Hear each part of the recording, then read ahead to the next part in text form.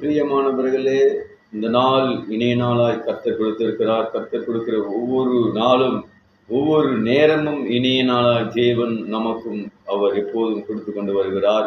இந்த வார்த்தையை கேட்கிறவர்களே, ஆண்டவரும் உலக இரட்சகரும் மீட்பருமாகிய இயேசு கிறிஸ்துவின் இணையற்ற நாமத்தில் அன்பின் வாழ்த்துக்களை தெரிவித்துக் கொள்கிறேன். கர்த்தர் ரொம்ப ரொம்ப நல்லவர்.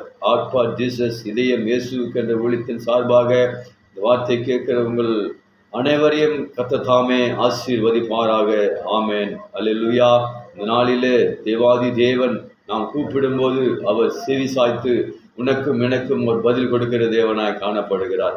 காது உள்ளவன் எவனும் கேட்கப்படுவான் வேதம் சொல்கிறது.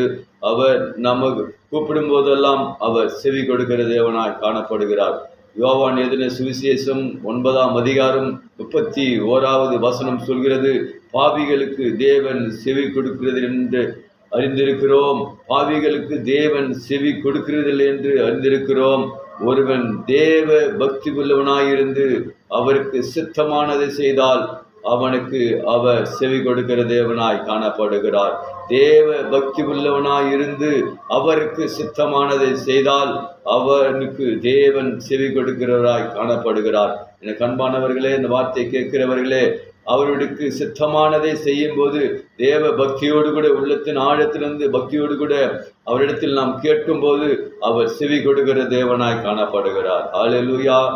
தேவ பக்தி உள்ளவனாய் இருந்து அவருக்கு சித்தமானதை செய்யும் போது கர்த்தர் நிச்சயமாய் அந்த குரலை கேட்டு தேவன் நமக்கு என்ன சித்தமோ அவைகளை அவர் செய்கிற தேவனாய், அவர் செவி கொடுக்கிற தேவனாய் காணப்படுகிறார். God bless you. கர்த்தர் உங்களை ஆசீர்வதிப்பாராக. ஆமேன், ஆமேன், ஆமேன்.